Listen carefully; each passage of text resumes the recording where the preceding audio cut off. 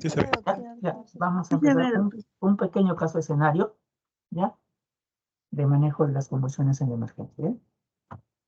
Miren, es un paciente lactante, varón, de 8 meses de vida. La familiar, la mamá, refiere que 3 días antes presenta un cuadro de tos, rinorrea clara, ¿no? E hiporexia. Un día antes de que llegue a la emergencia, la mamá lo nota como caliente, ¿no? Se pone como sensación de alza térmica, la cual no cuantificada. Un dato importante que también ustedes cuando la mamá les diga, no, doctor, lo noté calientito a mi hijito. Pero, señora, ¿le llegó a tomar la temperatura?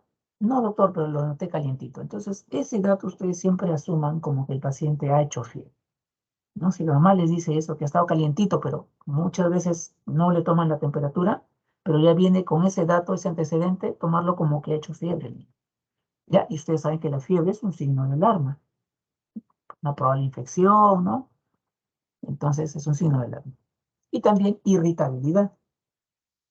Paciente lo llevan a médico particular, quien le prescribe un antipirético, ¿no? El Panadol en gotas, y un antibiótico por esa fiebre que aparentemente también hizo, ¿no? El cual no recuerda la mamá. El día del ingreso lo nota el paciente más irritable, ¿ya? Y ya con vómitos, en este caso vómitos, no son explosivos, pero son vómitos lácteos en 3 oportunidades. A ver, hasta este momento, con esta pequeña historia, ¿qué pensarían ustedes? Es el cuadro. Jacob Alarcón Mónica, hasta este momento de la historia.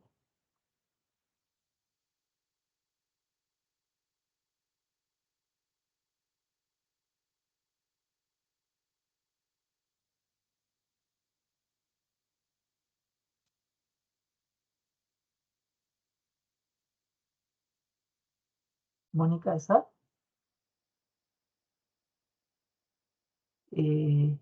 Laureano Honorio Tabita.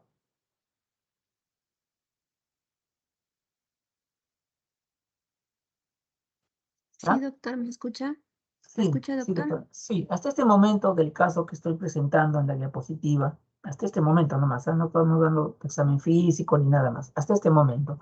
¿Qué pensarías con esta pequeña historia de este niño que está llegando a la emergencia y la mamá te lo cuenta tal cual?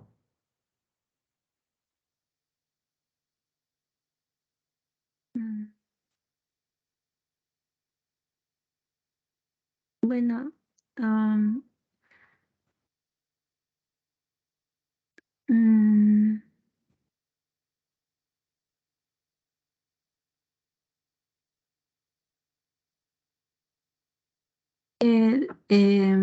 bueno, el paciente, bueno, no estoy segura, doctor, pero hay veces las convulsiones tienen síntomas antes, ¿no? Como el aura, cosas así. Entonces, no sé si estos síntomas podrían ser parte de un aviso que viene una convulsión. Generalmente los niños cuando miren, los pequeños de ocho mesecitos, es un pequeñito que todavía no habla, ¿no? Y tú vas a tener que tratar de interpretar los síntomas que está presentando y ver, ¿no? Si realmente hay algún componente neurológico. Bueno, la irritabilidad puede ser por la misma fiebre también, ¿no?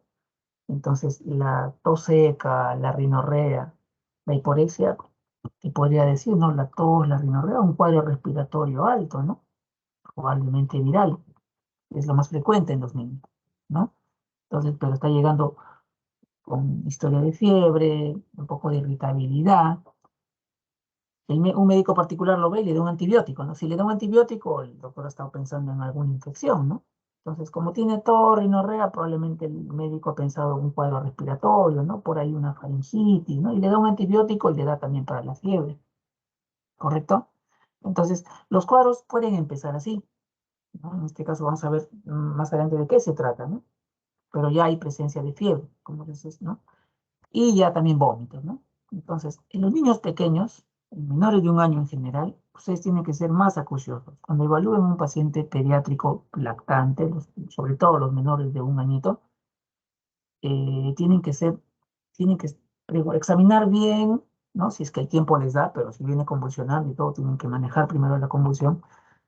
pero igual, o sea, tienen que tratar de interpretar los síntomas. Los niños pequeñitos, ¿por qué? Porque ellos son los que llevan, cuando hacen alguna infección, si se complica esta infección, generalmente son los que llevan la peor parte, ¿no? Hacen las complicaciones más severas, ¿no? Por su edad y todo, ¿no?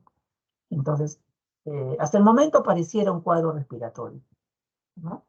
Que está asociado con fiebre, irritabilidad, bueno, hasta el momento, y vómitos. Entonces, como antecedentes de este pequeñito de 8 meses, ¿no? Primera gestación, con controles prenatales adecuados, no hubo ninguna intercurrencia durante el embarazo, nació con un buen peso, miren, 3.500 gramos, un abuelo adecuado al minuto y a los 5 minutos, se fue de alta con la mamá al segundo día, o sea, no hubo complicación realmente, ¿no? Es lo normal que un pequeño nace y se está yendo con su mamá al día siguiente o a los 2 días. Si es por cesárea, se va a los 3 días. Y así, ¿no? La alimentación, eh, lactancia materna exclusiva, ¿no? Como está recomendado. Su vacunación es completa según el programa de ampliado de inmunizaciones, el PAI, ¿no? Y nunca se hospitalizó, no hay antecedentes de alergias ni de operaciones. Entonces, como podemos ver, desde el punto de vista de antecedentes, el niño es un niño normal, no hubo nada que haya condicionado este cuadro, ¿no? Por decirlo así, este cuadro que está teniendo en este momento. Un niño neurológicamente normal, sin ningún antecedente patológico. Porque por ahí les pueden decir, ¿no? Agua tuvo depresión al nacer, hizo asfixia, y es un niño que tiene una secuela quizás, ¿no? Pero no, este niño es un niño sano. Epidemiológicos, madre refiere que días antes recibió la visita de unos primitos que estaban con un aparente resfrío. Entonces, si tú tienes ese dato, tú piensas, ¿no? Que el niño probablemente también se ha contagiado, ¿no? El cuadro viral, el resfrío está haciendo, y es quizás lo que pensó el médico que lo evaluó al comienzo, un cuadro respiratorio, pero con mucha fiebre a veces un poquito pecamos de exceso y le damos antibiótico también, y eso pasa en la realidad. Entonces, hasta ahí el cuadro como que se mantiene, un cuadro infeccioso respiratorio. Llega la emergencia con estas funciones vitales, la frecuencia cardíaca que ustedes están viendo, la respiratoria, la temperatura, la presión arterial y la saturación de oxígeno. Pregunto,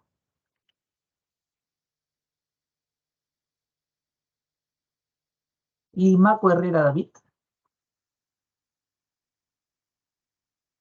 Presente, doctor. Doctor, ¿qué te parecen estas funciones vitales si tú evalúas un paciente de 8 meses y estas funciones te reporta la enfermera? ¿Cómo dirías que está el paciente?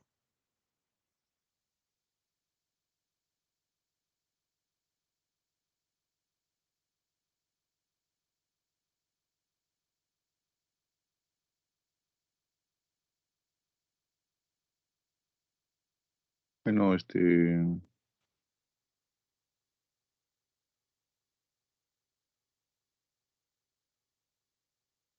En otras palabras, la frecuencia cardíaca, la frecuencia respiratoria, para la edad del paciente están normales, la presión arterial está normal.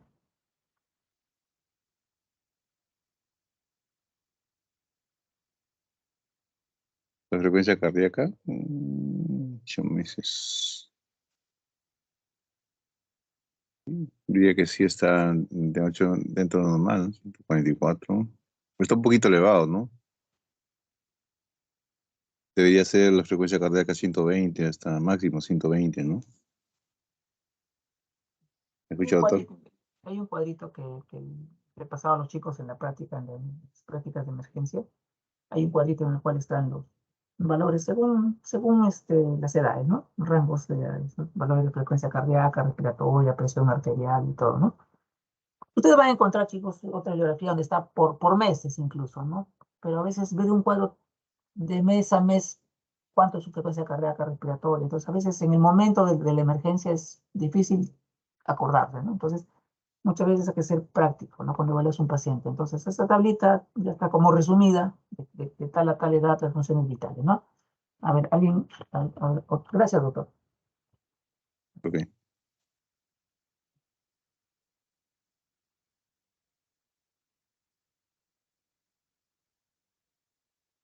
Mis alumnas últimas que estamos votando están. Juanita Hurtado, Zárate. Sí, doctor. A ver, Sí, doctor, Juanita. buenos días. A ver, contigo estamos, contigo y con tu compañera Mónica estamos en la práctica, ¿no? Esas funciones vitales, ¿cómo lo interpretas en este pequeño de 8 meses? Yo diría que la frecuencia cardíaca está elevada, la frecuencia respiratoria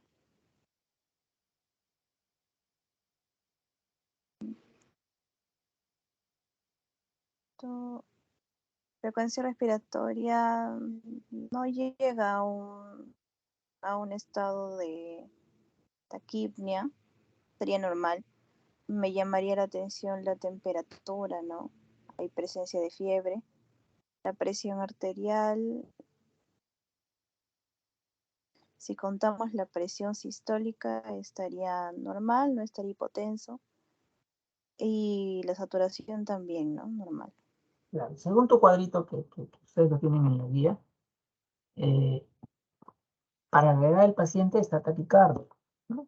Taquicárdico para su edad. Siempre tienen cuando evalúan un paciente de 1 año, ustedes tienen el rango de sus funciones vitales. Paciente de 3 años, de 7 años y así, 10 años, 15 años tienen su rango. Entonces, para este pacientito está taquicárdico, como bien dice la doctora. Todavía se mantiene la frecuencia respiratoria, pero ya la fiebre, miren, ven, rectal incluso es mucho más confiable, ¿no? Rectal. Febril el paciente, ¿no? Entonces yo puedo asumir de que esta taquicardia puede ser por la fiebre, en ese momento que estoy evaluando al niño.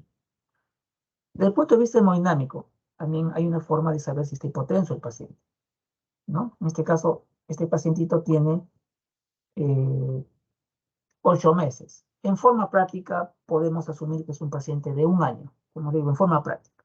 Doctor, no me acuerdo la fórmula. ¿La fórmula cuál es, Juanita? Para saber si está hipotenso el paciente, la presión sistólica. Si Sí, es de un sí puede ser de un año, si es año, menor a 70. menor a 70, ¿no? Si es de un Entonces año, acá, menor a 70. dice 86. Entonces la presión sistólica al momento de evaluar este paciente, o sea, haciendo mi triángulo, está dentro de lo normal, no está chocado, por lo menos eso es algo bueno, ¿no? Y la saturación sin oxígeno satura bien el paciente. Entonces, acá me llama la atención la temperatura, la fiebre, y el manejo inicial que se haría en una emergencia es bajar la fiebre, darle algún antipirético o ponerle medios físicos y esperar que baje la fiebre. Una vez que baja la fiebre, la enfermera dice, doctor, ya bajó la fiebre, está en 37, por ejemplo. Entonces, en ese momento vuelves a evaluar la frecuencia cardíaca y todas las funciones vitales, ¿no? ¿Por qué? Porque la fiebre muchas veces te puede confundir.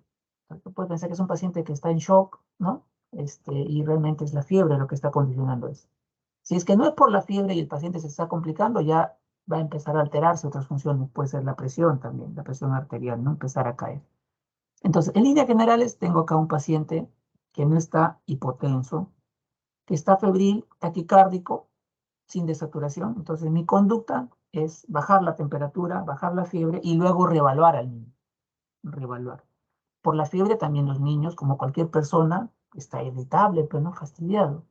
El niño de ocho mesecitos también, pues, ¿no? Entonces, bajando la temperatura, la fiebre, debemos revelar al paciente cómo está el sensorio, cómo está la respiración, cómo está su llenado capilar.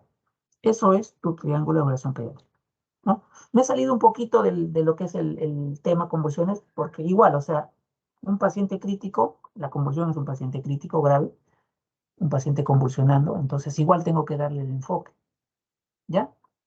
Si ustedes ven las funciones, el examen físico es un niño que tiene un llenado adecuado, respiratorio, cardiovascular, neurológico, ¿no? Despierto, moviliza extremidades, pupilas fotorreactivas, isocóricas y no focalización, no convulsionado y pequeño, ¿no? Entonces, es un examen dentro de lo normal, diríamos así. Simplemente que es un paciente que por la fiebre puede estar taquicárdico o por ahí también taquipneico quizás, ¿no? Entonces, la primera conducta es esa, bajar la fiebre.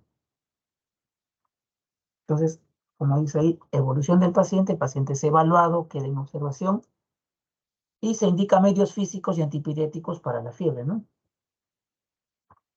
Pero súbitamente, después de 30 minutos de estar en observación en consultorio, se evidencia movimientos tónico-clónicos generalizados, o sea, empieza a convulsionar con desviación de la mirada hacia arriba, ¿no? Entonces ya ahora sí aparece signos de alarma, que es una convulsión. ¿Por qué está convulsionando el niño? Que realmente es la emergencia en este caso, ¿no? Muy aparte de la fiebre. Entonces, preguntamos. Pasapera López Adela. Doctor, Doctora, buenos días. buenos días. Ya hemos leído el caso del pacientito que llegó con un cuadro febril y luego ya aparece la convulsión, ¿no? Entonces, ¿cómo enfocarías a este paciente? ¿Cómo lo manejarías? ¿Cuál sería tu conducta? Bueno, lo primero es evaluar siempre el ABCD de todo niño, no porque se haga convulsiones, tendríamos que ver las vías respiratorias, estar en control de todas las funciones vitales, para, como ya se han tomado obviamente al inicio, pero siempre estaría reevaluándose eso en el manejo, ¿no? ¿Qué más podría? Si tu paciente está desaturando, ¿qué harías? Obviamente, como le manifesté, colocarle oxígeno, colocarle una vía endovenosa para cualquier medicación que pueda ser de uso inmediato. Si no, Como le y dije, si la enfermera te dice, doctor, ya está convulsionando más de 5 minutos y no le puedo canalizar una vía, ¿qué podrías hacer ahí? Si no le puede canalizar la vía endovenosa. si no, no le colocaron ningún acceso, ninguna Sí. vía. Le intentaron colocar, pero por la condición del niño no se pudo. Pero sigue convulsionando.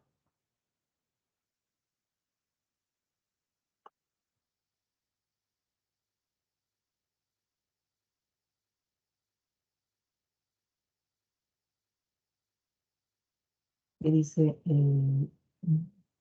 Quispe Rosales Lilibet. Gracias, doctora. Quispe Rosales Ya, Lilibet. doctor. Gracias.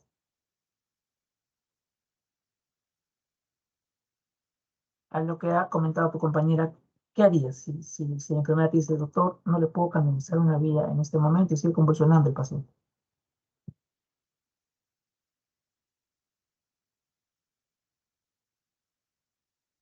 Se le podría colocar, ¿no? Un acceso intraóseo, ¿no? Le podría colocar, si fuese el caso. Pero por lo general, un paciente que convulsiona, se les puede colocar vías endovenosas, ¿ya? Solo es un comentario que puede pasar en medicina, como nos enseñaban en la universidad, ¿no? Cualquier cosa es posible, ¿no? Y hay que estar preparado para eso. ¿Qué exámenes solicitarías, Lía Requena?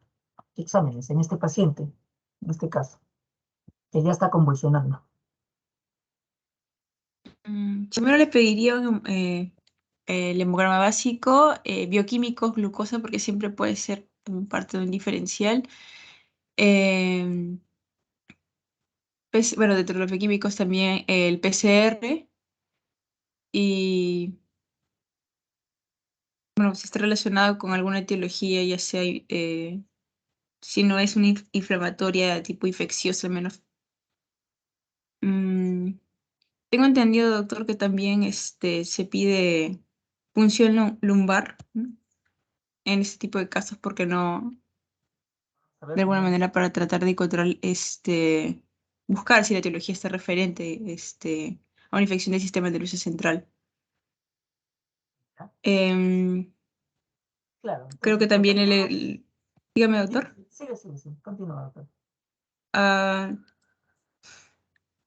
si es o no también el electroencefalograma para diferenciarlo si es que está relacionado con un cuadro epiléptico, no, no tienen los mismos patrones.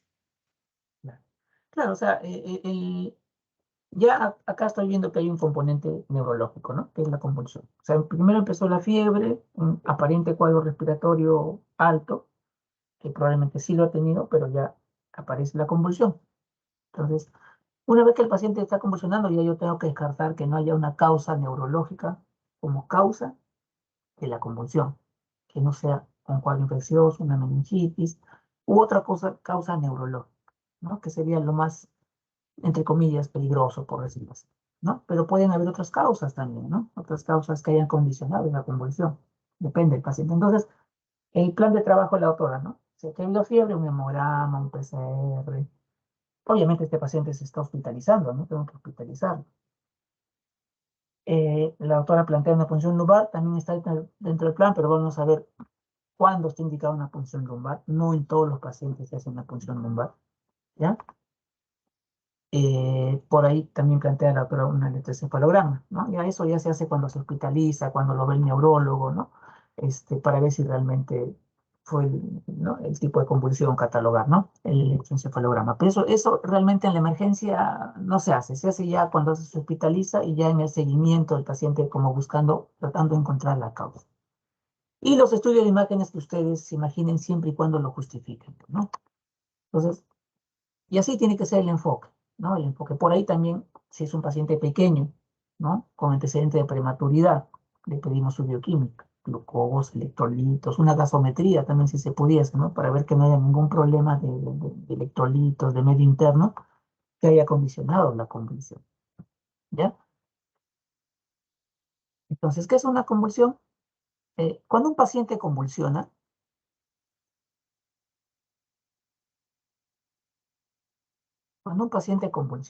¿ya? Hay fases, ¿no? El paciente empieza a convulsionar y durante los primeros minutos ocurre lo que se llama la fase de compensación del tejido cerebral a la hipoxia y al daño metabólico. No olvidar que el paciente que convulsiona no ventila bien, está en un estrés permanente, ¿no? El organismo está liberando, ¿no? adrenalina. Entonces van a haber cambios a nivel cerebral, ¿no? Mayor consumo de glucosa, el aumento del lactato, ¿no? El aumento del flujo sanguíneo y la tasa metabólica, ¿no? cerebral. También van a haber cambios sistémicos, ¿no? Va a haber hiperglicemia, acidosis láctica. Y en esta etapa inicial, que es la fase 1 de la convulsión, también, ¿no? Las funciones vitales, aumenta el gasto cardíaco, ¿no? El paciente taquicárdico, salivación, incontinencia, vómito, ¿no? Entonces, todo esto se produce durante los primeros minutos, que es la fase de compensación, tratando de protegerse de la hipoxia y del daño metabólico que genera esta convulsión, ¿no? El daño cerebral. ¿Cuánto tiempo en promedio dura esto? Alrededor más o menos de 5 minutos aproximadamente, esta fase de compensación. Pasado ese tiempo, los 5 minutos, ya el cerebro, sus mecanismos compensatorios, si es que sigue la convulsión, ya fracasan. O sea, el daño neurológico se está instaurando de a pocos y de a pocos y de a pocos más y más. Entonces, por eso es importante tratar de manejar la convulsión, pararla de inmediato. Esa es la idea de usar medicamentos de primera línea y después los medicamentos de segunda línea en el mantenimiento, ¿no? de la convulsión, del tratamiento de la convulsión. Entonces, la primera fase, que dura aproximadamente 5 minutos, es la fase de compensación al daño, ¿no? Del daño del tejido cerebral, a la hipoxia y al daño metabólico. Y se producen todos estos efectos, tanto a nivel cerebral como sistémico. Después ya viene el periodo de descompensación, ¿no? Ya pasaron los 5 minutos y aparece daño. A mayor tiempo de la convulsión, mayor daño. No olvidarse esto. Un paciente en estatus convulsivo va a tener mayor daño neurológico, ¿ya? Entonces ya ocurren también en la fase de descompensación, que es pasado los 5 minutos, ya ocurren también cambios igual a nivel cerebral y a nivel sistémico. Entonces, lo que en un primer momento había hiperglicemia, taquicardia, hipertensión, ya ocurre lo contrario. El paciente se va descompensando. Hay hipoxia, se satura el paciente, hay hipoglicemia, hay hipotensión, ¿no? Y ya se instauran los otros problemas, es que se complica más en otros sistemas, ¿no? Entonces ya esta es la fase de descompensación. en una convulsión.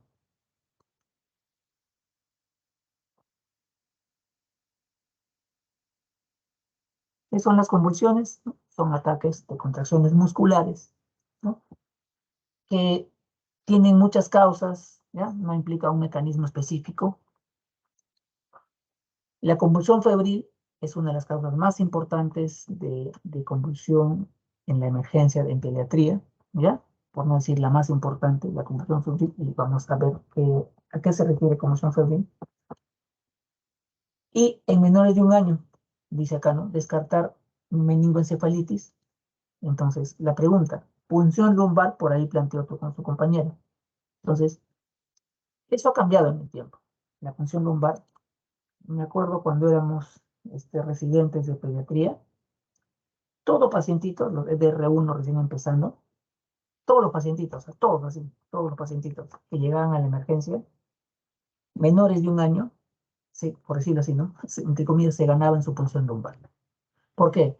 Porque queríamos descartar que sea una meningoencefalitis. ¿Y ustedes ya han visto la clase de meningoencefalitis? Pregunto. ¿Han visto la clase de meningoencefalitis? Sí, ¿no? Sí, doctor. Sí, de Sí lo han acuerdo. hecho, ¿verdad? Ya, entonces sabrán de que la mayoría de causas son virales, ¿no? Pero también hay causas bacterianas. Entonces, esas causas bacterianas, sobre todo, son las que te dejan secuelas neurológicas. Si es un niño menor de un año, con mucha más razón, ¿no? Entonces, antiguamente era así. Bueno, ¿por qué era así? Porque las recomendaciones de aquel entonces, ¿no? De la Asociación Americana de Pediatría y de otras sociedades de pediatría a nivel del mundo, era la recomendación, ¿no? La punción lumbar. Pero ahora eso ha cambiado. O sea, llega un paciente de un menor de un año y es catalogado como una convulsión febril simple, porque la convulsión febril simple, el paciente tiene fiebre y convulsiona, y pasa la convulsión, baja la fiebre y el paciente vuelve a su estado normal. Neurológicamente es un niño activo, está, ¿no? Como si no hubiese pasado nada. Pero un paciente que no es convulsión febril, que sí es una meningitis, ese paciente no mejora. Neurológicamente pasa 1 hora, 2 horas, se mantiene en la alteración del sensorio, no mejora. Entonces, en esos casos sí se hace punción lumbar. O sea, ¿qué les quiero decir? Uno tiene que hacer la valoración neurológica del paciente. Si el paciente, pasado el evento de la convulsión, la fiebre, ¿no? Vuelve a su estado normal, entonces la mayoría de veces ya no justificaría una punción lumbar. ¿Ya? Si el estado neurológico alterado se mantiene, el niño hipoactivo, sigue con fiebre, por ahí convulsiona nuevamente, ya son signos de alarma. Entonces, ese paciente sí necesita una punción lumbar. Entonces, miren, cómo eran las recomendaciones, ¿no? Miren, daban las recomendaciones de 6 meses hasta 1 año, ¿ya? En una convulsión febril simple, su primera convulsión, no es necesario la punción lumbar. Ya, no era necesario, ya salieron las recomendaciones de que no era necesario. Y ya luego se aumentaba hasta 18 meses, ¿no? ¿Por qué? Porque se han mandado todos esos líquidos cefalorraquídeos a cultivo y han salido la mayoría negativos, ¿no? Por eso acá esa recomendación dice, ¿no? El riesgo de una meningitis bacteriana, presente en la convulsión febril simple, porque hay compleja también, es muy bajo. Entonces, de ahí ya las recomendaciones de que no a todo paciente menor de 1 año se hace la punción lumbar. ¿Ya? Entonces, vamos a ver un algoritmo. Un paciente que llega a la emergencia y si tiene fiebre o no. Si es que tiene fiebre, o sea, si hay fiebre, convulsión más fiebre, entonces yo tengo 3 posibilidades. Mi primera posibilidad, y la más frecuente, que sea una convulsión febril. Mi segunda posibilidad, entre un niño con fiebre y convulsión, que sea una infección del sistema nervioso central, o sea, una meningitis, que sí necesita cobertura antibiótica, sí necesita el manejo. ¿Por qué? Porque deja secuelas neurológicas. Y tercera posibilidad, que sea alguna lesión, algún tumor cerebral. Y ahora eso lo vemos en el hospital, La patología neuroquirúrgica, los tumores, se ven ahora más frecuentemente. A todas las edades hay niñitos que tienen tumores. Entonces, tengo esas tres posibilidades ante un niño que llega a la emergencia con fiebre, convulsionando. Si es convulsión febril, la puedo dividir en convulsión febril simple y convulsión febril compleja. Ya, vamos a ver cuándo es una simple y cuándo es una compleja. Estamos en este bracito del algoritmo, ¿ya? Donde sí hay fiebre. Luego vamos a ver el otro lado donde no hay fiebre. ¿Qué posibilidades diagnósticas tengo? Primero vamos por esta parte, cuando hay fiebre. Cuando es una convulsión febril, simple o compleja. Cuando es simple, simple es, como dice acá, es una convulsión desencadenada por la fiebre. El criterio es que haya fiebre. Que haya fiebre. Entre los 6 meses y 5 años. ¿Ya? En un cerebro sano. ¿Qué quiere decir eso? Tengo un pequeño que hizo una encefalopatía hipóxica y quedó con secuela neurológica. Se cataloga como una convulsión febril simple, por más que tenga entre este rango de 6 meses a 5 años, por ejemplo, 3 años, ya no se catalogaría. ¿Por qué? Porque no es un cerebro sano, es un cerebro con daño. Ahí se llama convulsión asociada a fiebre, que es diferente de convulsión febril. Convulsión febril es la convulsión desencadenada por la fiebre en un niño de 6 meses a 5 años. Doctor, si tengo un niñito convulsionado con fiebre de 4 meses, ¿es convulsión febril? No, porque no está dentro del rango. Si tengo un niño con fiebre convulsionando y tiene 8 años, 7 años, 10 años, 9 años, ¿es convulsión febril? Tampoco. El rango es 6 meses hasta 5 años. Ese es el rango que han puesto, ¿no? Los que han hecho las definiciones, ¿no? de esta patología. ¿Ya? Desencadenada por la fiebre, entre 6 meses y 5 años, en un cerebro sano, sin ninguna patología. No secuelas neurológicas, ¿no? Los papás cuando llegan a la emergencia, y como cualquier padre, va a preguntar, doctor, mi hijito seguirá convulsionando, si es que es una convulsión febril simple, ¿no? ¿Seguirá convulsionando? ¿Su desarrollo va a ser normal? Lo cierto es que cuando es simple, convulsión febril simple, generalmente no hay ninguna secuela. Entonces hay que tranquilizar a los papás. No hay secuelas neurológicas por lo general, afortunadamente. Entonces la simple es una convulsión generalizada, ¿no? Que se presenta solo una convulsión en 24 horas y su duración es menos de 15 minutos. Esos son los criterios para decir que es una convulsión febril simple. Se presenta una vez al día, es generalizada, o sea, no es focalizada, es generalizada y su duración es menor de 15 minutos. Compleja, que es el tipo de convulsión, el otro tipo de convulsión febril, es aquella que en este caso ya no es generalizada, sino focalizada, parcial. Una parte del cuerpito, la cara, el bracito, la pierna, una parte. Otro, que se presentan 2 o más en 24 horas, 2 o más convulsiones. Y la duración también es mayor de 15 minutos. ¿Ya? La convulsión febril compleja, el riesgo de tener secuelas va a depender de cuánto, ¿no? De cuántas veces ha convulsionado. Como por definición es más de una crisis, entonces por día, más de una convulsión.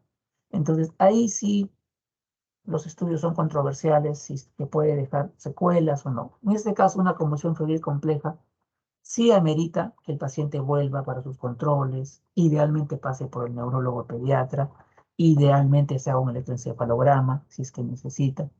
Pero una convulsión febril compleja, simple, por lo general no.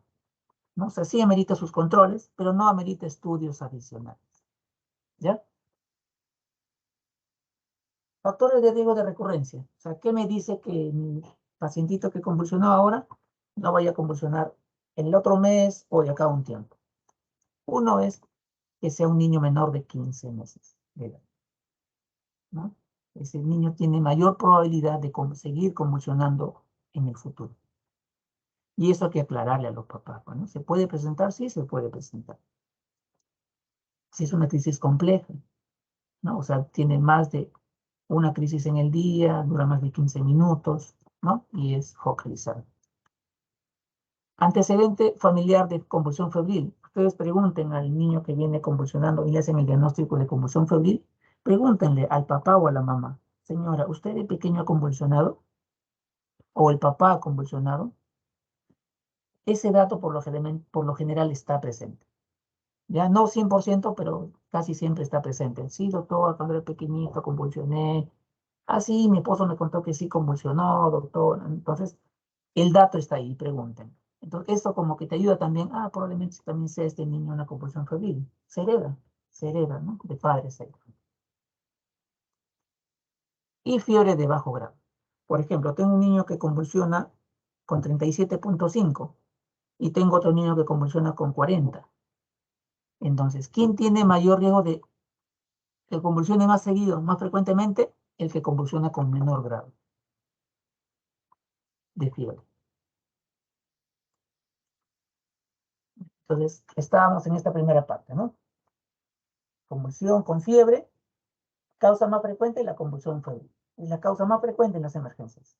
Tengo que saber si es que es simple o complejo, ¿no? O si es que hay alguna infección, una sospecha de meningitis, le haremos su punción lumbar. O si es que hay sospecha de alguna lesión, ¿no? Un tumor, le hago su tomografía o su resonancia. Pero me voy al otro lado del algoritmo, ¿no? Del fluxograma. Entonces, paciente que convulsiona, pero no hay fiebre. No hay fiebre. Entonces, si es su primer episodio, o sea, el niño está debutando con la convulsión, entonces lo catalogo como un síndrome convulsivo. Así se le pone. Síndrome convulsivo, porque tú no sabes qué está originando la convulsión. Un síndrome convulsivo, tienes que buscarla. La etiología la tendrás que buscar, ¿no? Según tus exámenes que solicites, ¿no? Dices que hay factores, ¿no? Factores de riesgo, de recurrencia. Y si no es el primer episodio, porque pueden llegar los niños que ya convulsionan, que reciben tratamiento, entonces generalmente son los niños que tienen epilepsia, ¿no? Son niños que ya llegan a la emergencia y la mamá dice, sí, doctor, mi hijito está tomando esta jarabe, el neurólogo le dio este otro jarabe, le adicionó y así. Pueden tomar 2 o más medicamentos de estos niños. Entonces, si es un niño que llega a la emergencia sin fiebre, pero ya con una historia de convulsiones, se cataloga como una epilepsia probablemente, ¿no? Y la epilepsia también, pues, ¿no? Tiene las causas. Y generalmente son niños que ya reciben un tratamiento anticonvulsivante en casa. Entonces, más o menos así es el enfoque de un paciente que llega a la convulsionando de emergencia. Y si hay o no hay fiebre.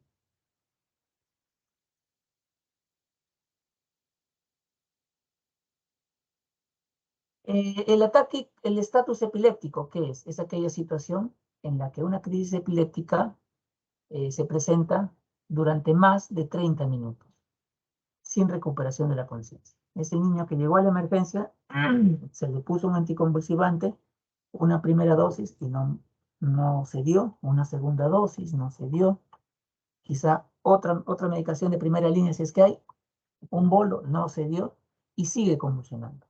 Entonces se le indica los medicamentos de segunda línea, vamos a ver cuáles son, y sigue convulsionando. Entonces el estatus convulsivo es una convulsión que es más de 30 minutos en el tiempo, sin recuperación de la conciencia. ¿Ya? Ese es el estatus convulsivo o estatus epiléptico.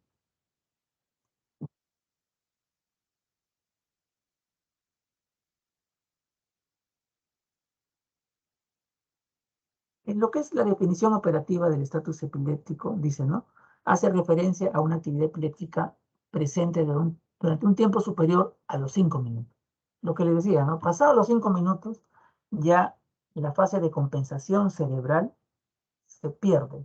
Ya el organismo no puede. Entonces, desde el punto de vista operativo, ya tenemos que actuar. Si vemos que la convulsión persiste en más de 5 minutos, ya tiene que darse el tratamiento de primera línea, el que tengamos a la mano, ¿no? Tratando de parar la convulsión.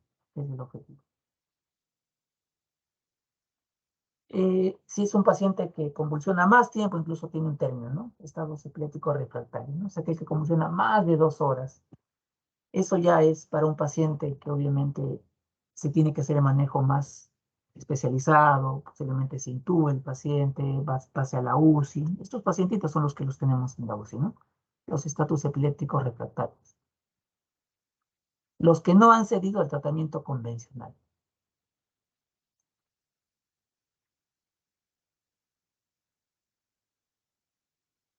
Con respecto a la epidemiología en convulsiones, este dato sí me gustaría que lo lleven siempre presente, las secuelas neurológicas.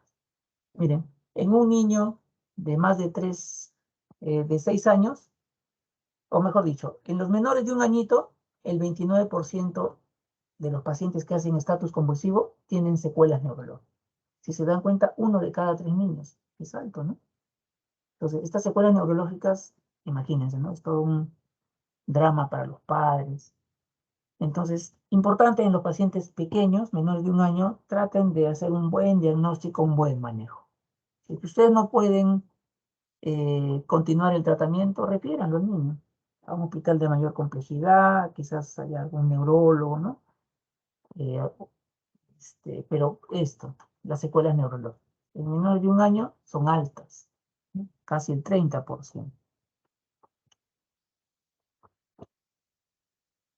Entonces, como causas, entre las causas agudas, ¿no? Las infecciones a la cabeza, ¿no? La mayoría virales, pero no olvidar las meningitis, ¿no? Las bacterianas. Ahora, la incidencia de las meningitis bacterianas ha bajado. ¿Por qué? Porque ya en el calendario de vacunación tenemos, ¿no? También para vacunas. A ver, pregunto. Vamos a preguntar.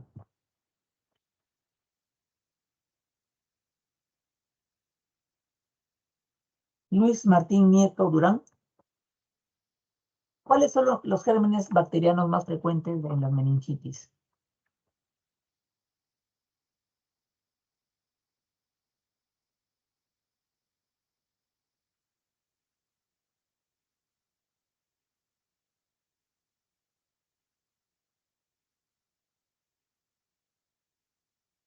¿Me escuchó, doctor? Nieto Durán Luis. Nieto Durán Luis.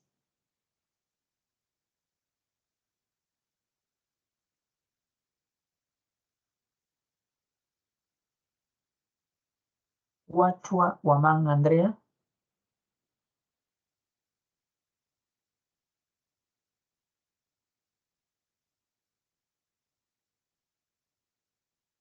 Párraga Curi Cristian. Sí, doctor. La pregunta, ¿cuáles son los gérmenes bacterianos que producen meningitis? Bacterianos. La Neisseria meningitis, doctor. Ajá, ¿qué más? El Estreptococo agalactiae también. Que la galactea es más frecuente en los neonatos, ¿no? Si mal no recuerdo, Sí, doctor. ¿no? Los gram negativos, ¿no? Los neonatos. El neumococo, chicos, el neumococo todavía sigue siendo causa frecuente de meningitis. Anteriormente era el hemófilis, influenza. Eran secuelas que dejaban a los pequeñitos, los dejaban con secuelas neurológicas, con hipoacusia, habían secuelas severas. Entonces, si hablamos, por ejemplo, hace 20 años, el calendario de vacunación recién se estaba instaurando para la influenza, pero ahora ya se da en todos los lugares del país. Entonces eso ha bajado. La vacunación contra la influenza ha bajado las infecciones de influenza, en este caso meningitis. Igual el neumococo antes no estaba en el calendario de vacunación. Ustedes saben que ahora sí hay para el neumococo. El meningococo, si ustedes van a la parte privada, a la clínica, sí hay vacunas. Obviamente el familiar paga, pero con el tiempo quizás también ya en el calendario de vacunaciones del ministerio también pongan el meningococo porque también es causa, no tan frecuente, pero puede producir causas de meningitis bacteriana. ¿Ya? Entonces, tener siempre presente eso. De ahí la importancia, ustedes que van a ir a su serum, ¿no? De vacunar a sus niños. Ustedes van a tener que que llevar un control de sus pacientitos pediátricos, ¿no? De los que tienen que vacunar. Por ese motivo, tratar de que estas infecciones que se van a dar, siempre se van a dar, si se dan, no tengan las secuelas, ¿no? Las complicaciones que se describen muchas veces. ¿Ya? Entonces, dentro de las causas agudas, las infecciosas son las frecuentes. El más frecuente es la convulsión febril, ya lo dije hace un momento, ¿no? Pero también hay otras causas, ¿no? Problemas metabólicos, ya los niños con un problema de prematuridad quizás antecedentes, ¿no? Hipoglicemias, hiponatremias, hipocalcemias. O también el retiro de las drogas. Hay mamitas que sus hijitos utilizan 2, 3 medicamentos, comprenderán ese medicamento, a veces tiene que comprar el familiar. Y la realidad muchas veces es cruda. Los papitos no lo dan, ¿por qué? Porque no tienen para comprar. ¿Y qué hacen? Lo dejan de dar. ¿Y qué pasa si un paciente no recibe su tratamiento? Vuelve a convulsionar. Es la realidad, ¿no? Muchas veces da pena eso, pero pasa. Y también hay causas raras, pues, ¿no? Causas raras, ya que se diagnostican con el electroencefalograma, con resonancia, estudio genético. Actualmente se ven lo que se llama las encefalitis autoinmunes. Esta niñita, por ejemplo, que les mostré en el video, es una niñita que al final pasó a la UCI, se terminó intubando porque volvió a convulsionar y su estatus convulsivo, y fueron convulsiones muy, muy rebeldes, no paraban, no cedían las convulsiones. Se le hizo los estudios y al final salió una encefalitis autoinmune, que se ve ahora con más frecuencia. Antes eran raras, no se describía, pero ahora sí ya se ve con más frecuencia las encefalitis autoinmune. Y también hay causas idiopáticas, ¿no? O sea, no se sabe la causa. Tú le haces su encefalograma, su tomografía, su resonancia, todo, y no se encuentra la causa. Pero el niño convulsiona, igual necesita un tratamiento. Entonces vamos al objetivo de la clase de hoy, que es el manejo de la convulsión cuando el niño llega a la emergencia. Entonces, lo primero que, ¿no? Como han visto en el video, monitorizar al paciente. Ver, ¿no? El paciente probablemente va a estar taquicárdico por la propia convulsión, ¿no? La descarga adrenérgica que se presenta. Puede que esté saturando. Mi primera conducta, ponerle oxígeno. Lo que tengas, cánula, mascarilla, lo que tengas a la mano, oxígeno. Hipotenso, el paciente, porque el paciente se puede hipotensar, puede llevar convulsionando ya 5, 10, 15 minutos. Se hipotensa el paciente. Darle el manejo de hipotensión. Ese es prevenir, ¿no? Monitorizar las funciones vitales. Lo otro, prevenir el reinicio. Si es un niño que convulsiona, es una convulsión febril y ya bajó la fiebre, lo importante es que no vuelva a convulsionar. Y como en la convulsión febril el desencadenante es la fiebre, entonces tengo que tratar de prevenir que vuelva a ser fiebre. Le dejaré con su tratamiento antipirético en forma horaria, ¿no? Para que no haga fiebre el niño. Y con las medidas, ¿no? Con los cuidados para la casa. Tratar factores precipitantes como la fiebre. En la convulsión febril el factor desencadenante es la fiebre. ¿Ya? Entonces, medios físicos o antipiréticos.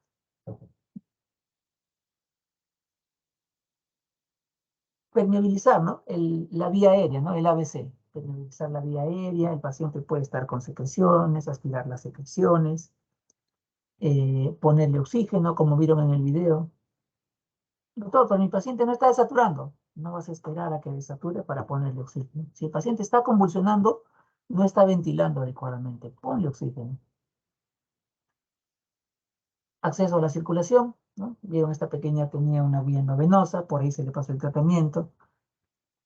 Y la intraósea también en casos extremos, el acceso intraóseo, que lo hemos visto en la práctica, ¿no? En la práctica con los alumnos.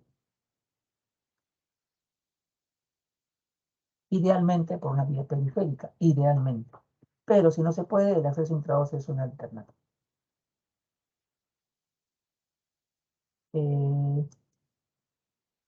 ¿No? Monitorizar al paciente, esos exámenes auxiliares también, ¿no? Depende de lo que estoy pensando, como bien lo dijo su compañera hace un ratito, su plan de trabajo, ¿no? Tóxicos también, hemos visto ayer, ¿no? Hemos visto el seminario de intoxicaciones. no les comenté un caso, ¿no? En intoxicaciones una vez llegó un pacientito, un pequeño. Usted sabe que los niños pequeñitos todos se llevan a la boca. Encuentran algo y a la boca. Este era un niñito que llegó a la emergencia convulsionando, pequeñito.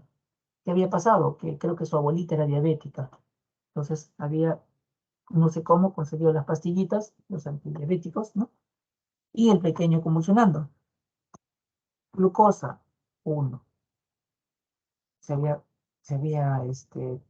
pasado, ¿no? Se había tragado los, el tratamiento para la diabetes de la abuelita. Se le dio el manejo y finalmente no se complicó el pequeño, ¿no? Pero miren, los tóxicos, ¿no? O los pacientitos con intoxicaciones por órganos fosforados también pueden llegar convulsionando, ¿no? Por el mismo tóxico. Si es un paciente que convulsiona, recibe tratamiento y la mamá preguntándole, doctor, le dejé de dar ya hace unos días este medicamento porque no tenía dinero para comprar, que puede pasar, se le pediría un dosaje de la droga, ¿no? Generalmente hay dosajes de la fenitoína, del fenobarbital, que son los más frecuentes, ¿no? Sí, también hay de otras drogas, pero en el hospital, hasta donde recuerdo, hay el fenitoína y fenobarbital, los dosajes, ¿no?, en sangre del anticonvulsivo. Y si está en rangos bajos, se aumenta la dosis, ¿no? La punción lumbar, como ya les dije, solo y solo si el paciente continúa con trastorno neurológico, el sensorio no mejora. Si hay duda, siempre la duda favorece al paciente, ¿no? La punción lumbar. Entonces vamos a ver acá la guía canadiense, ¿no? La guía canadiense. Entonces, miren, ven, este es del 2016. Y acá, realmente el manejo inicial entre una guía y la otra es el mismo. O sea, si ustedes leen las dos guías, es el mismo, muy parecido, el manejo es igual. O sea, el enfoque de inicio de un paciente con convulsiones es, o sea, tengo que hacer el ABC. De todas maneras, tengo que hacer el ABC siempre. Vía aérea, ¿no? Respiración, ¿no? Circulación. Y acá aplico, ¿no?, lo que hemos visto en práctica también, el triángulo de evaluación pediátrica. Entonces, establezco el acceso venoso, pueda que se pueda, ¿no?, canalizar o pueda que no. Entonces, si se puede canalizar, utilizo mis drogas de primera línea. Tenemos, ¿no?, el lorazepam, el midazolam y el diazepam. Y si no se puede canalizar por la vía endovenosa, tengo otras rutas, ¿ya? A ver, vamos a preguntar.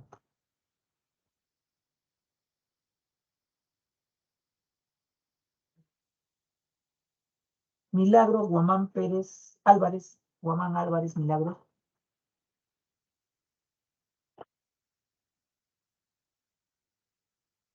¿Está? Milagros, Guamán Álvarez. No está, ¿no? Lucas Trenemán Perla.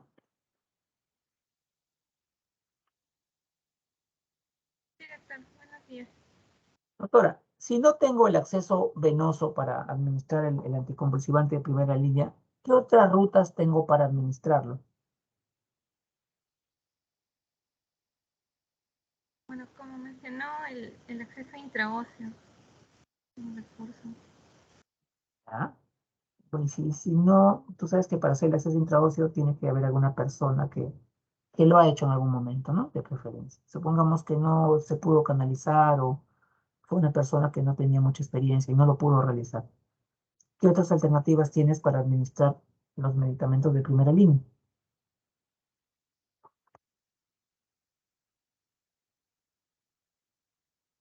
Lo están viendo acá, miren. Hay medicamentos que se pueden administrar por la boquita, debajo de la lengua, se coloca y se administra por vía bucal. Hay otros que se administran también intranasal, como el midazolam.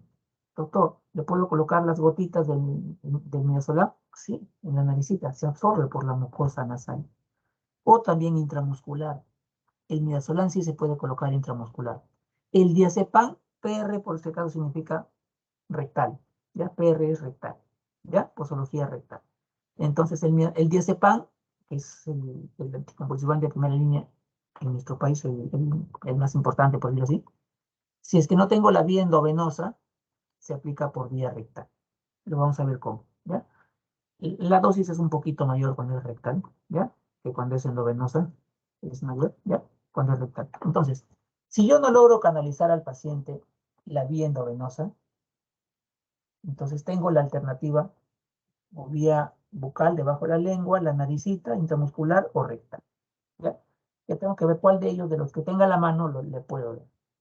Generalmente el que van a tener ustedes en las emergencias es el diazepam, generalmente. Entonces siempre acuérdense la dosis del diazepam, si es que por vía endovenosa, 0.3, y si es por vía rectal es 0.5 por kilo. Doctor, mi paciente pesa 10 kilos. Ah, ya. Si es endovenoso, 0.3 por 10, 3 miligramos. La ampolla viene de 10 miligramos. Ya el primero sabe cómo administrar.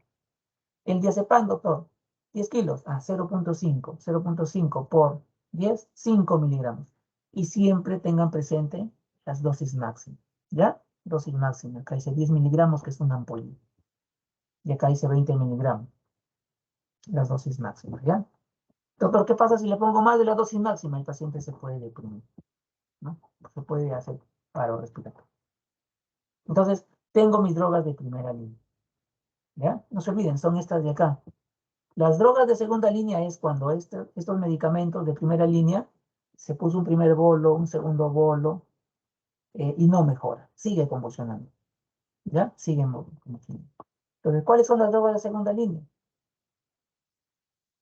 Las drogas de segunda línea son, en nuestro país tenemos la fenitoína y el fenobarbital, cuando es por vía endovenosa, ¿ya? Entonces, generalmente estos medicamentos se administran lentamente, en media hora, una hora muchas veces, lento. En cambio, las drogas de primera línea se administran rápido.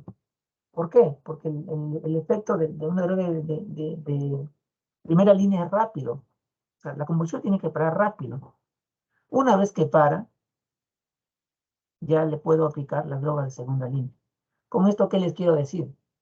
Nunca, nunca empiecen un manejo de convulsiones con fenitoína, fenobarbital. ¿Por qué? Porque son drogas de segunda línea. Eso no lo puede pasar rápido en pocos minutos. Hay complicaciones y lo van a ver ahorita. ¿Ya? Entonces, mis drogas de segunda línea son estas. Y según lo que el paciente no mejora, ya hay otros medicamentos que, bueno, no es el objetivo de la clase en sí, ¿ya? Aunque sepan la droga de primera línea, porque ustedes van a manejar al paciente con drogas de primera línea en su serum, si es que se presenta la convulsión. Entonces ya viene el manejo más especializado, si ya estamos en estatus convulsivo, ¿no? Infusión de midazolam, el tiopental, intubar al paciente. Entonces ya es un manejo mucho más complejo, más difícil, ¿no? El paciente tiene que estar en una UCI probablemente. Entonces vamos a hacer una recapitulación de las drogas de primera línea. ¿Cuáles son? El orazepam, su inicio es rápido, la convulsión rápidamente calma con esto. El diazepam también, el midazolam también. Los tres son las drogas de primera línea. De los tres, ¿cuál tenemos a la mano en cualquier lugar del país? El diazepam. Por eso es que el diazepam es nuestra droga de primera línea. En otros países es el orazepam. Por ejemplo, en Estados Unidos, en Canadá, es el orazepam su droga de primera línea. Ya hay estudios en los cuales comparan quién para la convulsión más rápido entre el orazepam y el diazepam. Y el orazepam es más rápido. ¿Por qué no es nuestra droga de primera línea? Porque no lo tenemos en vía, como vía endovenosa. Lo tenemos el orazepam en pastilla. Y el tratamiento de primera línea siempre se da, obviamente, en la emergencia endovenosa. ¿Ya? Entonces, nuestra droga de elección, porque sí la tenemos a la mano, de primera línea es el diazepam. El midazolam tiene las ventajas de que lo podemos poner por vía intramuscular y por vía nasal. El midazolam, si lo tenemos a la mano. El diazepam no, el diazepam solo puede ser por vía endovenosa o por vía rectal. No por las otras vías, eso tampoco no se olviden, ¿ya? Doctor, ¿y qué pasa si le pongo diazepam, me equivoqué y le pusimos por vía intramuscular? Pasa de que el diazepam, pues cuando una vez tengan el diazepam en la ampolla, van a ver de que es bien, parece grasitas, su composición es bien, entonces, bien denso. Entonces, Ha pasado cuando han puesto el diazepam intramuscular, ha generado toda una reacción inflamatoria en la zona ¿no? del músculo intramuscular y se complican, se complican. Nunca el diazepam, nunca por vía intramuscular, nunca. Idealmente, ¿no? Mis agentes de segunda línea, tenemos la fenitoína y el fenobarbital. Actualmente tenemos otra droga, es el levetiracetam. Quizás ustedes ya lo van a empezar a escuchar. El levetiracetam lo tenemos en presentación endovenosa, ¿no? Y también se utiliza ya, pero es como una droga de segunda línea. También se utiliza el ácido valproico, también lo utilizamos, pero son drogas de segunda línea. Segunda línea, ¿por qué? Porque es cuando ya la convulsión se controló y el paciente necesita otro tratamiento para que no vuelva a convulsionar, ¿no? Entonces ahí se aplican las drogas de segunda línea.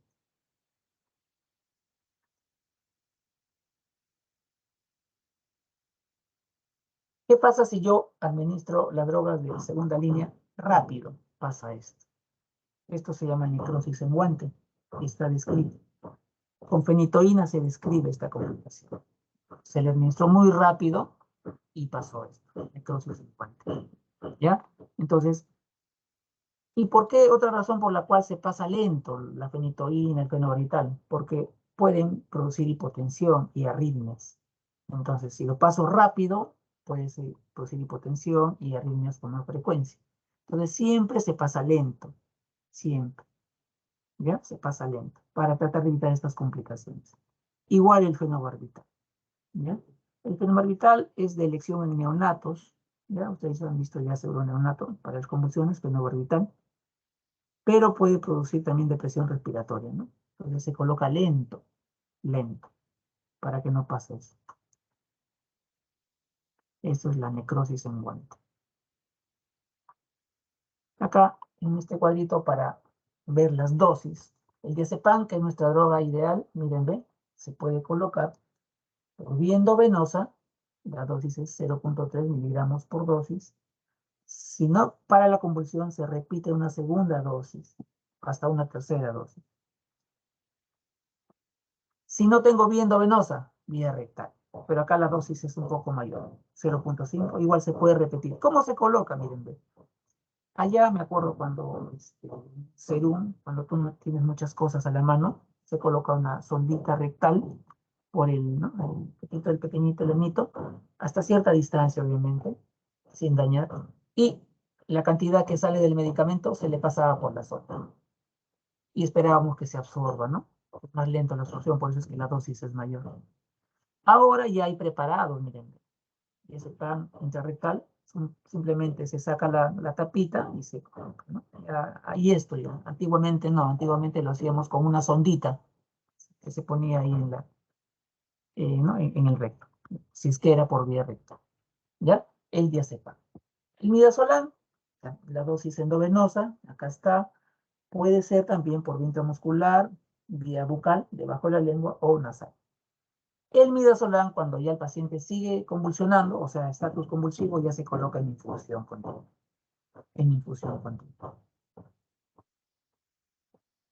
¿Ya? La droga de segunda línea, la fenitoína, el fenobarbital, siempre se pone una dosis de carga y luego una dosis de mantenimiento. Y vuelvo a repetir, en forma lenta. Mínimo media hora para que pase, a veces hasta una hora. Y acá es un resumen de las drogas de primera línea y de segunda línea. ¿Ya? El diazepam, le recomiendo que siempre se lo memoricen, vía endovenosa o vía rectal. Tener en cuenta siempre las dosis máximas. ¿Por qué? Porque hay riesgos, no efectos adversos. ¿Ya? Si pudiesen tener el midazolam también a la mano, qué bueno. Vean que puedo poner por otras vías. Es que no tengo la vía endovenosa, ¿no?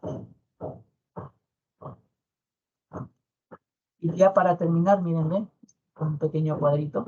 El paciente llega convulsionando, hago mi evaluación inicial, mi triángulo de evaluación pediátrica, y si convulsiona, ¿no? Una benzodiazepina, el diazepam de elección. diazepam, sea vía endovenosa o vía rectal, ¿no? Entonces, sigue convulsionando, te dice la enfermera, una segunda dosis. Sigue convulsionando, se puede poner una tercera dosis. Pero si ya necesita más de 3 dosis, es mejor ya colocarle medicamentos de segunda línea, ¿ya? Para que tenga un efecto más permanente. Ya sigo en el tiempo, miren, sigue convulsionando el paciente. No mejora con las drogas de segunda línea, ya viene ya lo que es las infusiones, ¿no? Infusión de las benzodiazepinas, el midazolam, o ya el coma barbitúrico que se hace con tiopental, con propofol, ¿no? Como es un paciente que se intubo bien.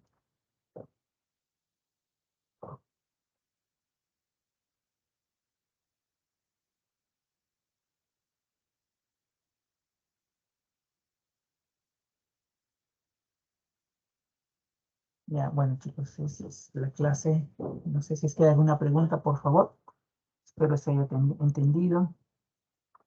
Preguntas con respecto al manejo de las convulsiones en emergencia. Doctor, buenos días. Sí, buenos días, doctor. Una consulta, ¿no? Si es que el niño ya en el camino, ¿no? Viene convulsionando ya, pero en el hospital ya pasó, yo ya puedo, digamos, administrarle algún medicamento, por ejemplo, de segunda línea para evitar que vuelva a convulsionar mientras que lo voy identificando la causa o todavía Generalmente, solo doctor, monitoreo. sí, gracias por la pregunta. Generalmente, si el paciente ha convulsionado 2, 3 veces, sí se coloca la medicación de segunda línea. Pero si el paciente, tú como me estás planteando el caso, en el camino ha convulsionado en la casa, en el camino, pero ya llegando a la emergencia no convulsiona, no justifica colocarle ningún anticonvulsivante, ni de primera ni de segunda línea, ¿ya? Si tú objetivas la convulsión, ahí sí tienes que, o sea, cuando tú hagas la evaluación del paciente, tú vas a decidir, ¿no? Este paciente creo que mejor lo hospitalizo o lo mando a su casa. Si es que es una convulsión febril compleja, generalmente se van a su casa, vuelven para la evaluación, reevaluación, ¿no? Por consultorio. Pero si es un niño que, que ha convulsionado en el camino, pero ya en la emergencia ya no convulsiona, y lo vas a hospitalizar, porque tú crees que por edad y todo se hospitaliza, en todo caso, en tu indicación pondrás, ¿no? Diazepam, calculas según su peso, supongamos 3 miligramos, condicional a convulsión. ¿Por qué? Porque tú no lo estás viendo convulsionar en ese momento, pero y ya tienes tu plan de trabajo, todo lo que le vas a pedir, las evaluaciones por el neurólogo y todo. Entonces, a lo que voy es, si ya no convulsiona el paciente, no amerita ningún manejo de anticonvulsivante. Pero siempre la indicación, como ya convulsionó el paciente, nada te quita de que convulsione más tarde, ya hospitalizado, en piso. Entonces, tu indicación tiene que estar ahí. Diazepam o midazolam, lo que se tenga, tanta cantidad si es que convulsiona el paciente. Si en piso ya hospitalizado o en la emergencia convulsiona una segunda vez, tú ya lo ves, una tercera vez o más veces, ya ahí sí justifica el tratamiento de segunda línea. ¿Me entendió? ¿Se entendió la respuesta? Sí, sí, doctor, mucho más claro. Gracias. No, sí, eso pasa, doctor. Eso es casi como lo has planteado, pasa. ¿Alguna otra pregunta? Doctor, en caso de tener un acceso intraóseo, igual la medicación sería igual que, me refiero a la cantidad si fuese intravenoso, ¿verdad? Sí, o sea, acá hay un cuadrito, doctorita. Mira, no hemos llegado a tanto, la verdad, a tanto acá hay este cuadrito. Mejor, siempre no lo recuerdo exactamente, pero, a ver, intraóseo, por ejemplo, acá, mira, velorazepam. IO es intraóseo, ¿ya? La dosis es intravenoso o intraóseo, es la misma. ¿Qué otro más puedo colocar intraóseo? Bueno, acá te dice el fenobarbital, guau, pero eso ya sería, ¿no? O sea, la segunda línea. La dosis es la misma. Sí, es la misma, doctora. Es la misma. Es la misma. Sí. ¿Alguna otra pregunta? Gracias, doctora, por la pregunta. ¿Alguna otra pregunta? La misma, doctora. Sí, doctor, buenos días. Una consulta. Doctor, ¿siempre va a estar precedido de una infección respiratoria superior, como en este caso, doctor? Pacientitas, por ejemplo, que hacen diarreas, también hay gérmenes bacterianos que condicionan convulsiones. ¿Ya? No, la convulsión te puede desencadenar un virus, una bacteria, cualquier tipo de bacteria. ¿Ok? Eso ya va a depender del organismo del paciente, del niño, ¿no? Pero no necesariamente doctora con cuadros respiratorios. Puede ser con cualquier infección. Con cualquier infección de cualquier foco puede comprometerse el sistema nervioso.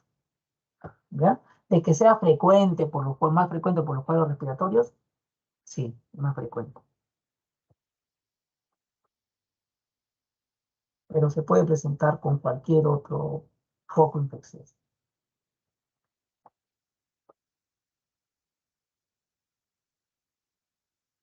Doctor, una pregunta. Sí, doctor, escucho. Según el tipo de convulsión, ¿no? Ya sea simple, compleja, tónico-clónica, mioclónica, ¿puede variar algo el tratamiento o algo a considerar? En este caso la dosis es la misma del medicamento, el enfoque es el mismo. Lo que sí, el hecho de que el paciente esté focalizando, te puede decir, ¿no? Este paciente quizás tiene algo mal, ¿no? Este paciente con mucha más razón sí lo hospitaliza. ¿Para qué? Para hacerle, por decir, estudios de imágenes, una tomografía, una resonancia. O sea, el hecho de que focalice te dice, mejor amplíe el estudio de tu paciente, hospitalízalo y salgamos de la duda. Si no hay nada, qué bueno, pero si lo hay, mejor búsquenlo y hagan el diagnóstico. Bueno, la focalización es un signo de alarma, por decirlo así.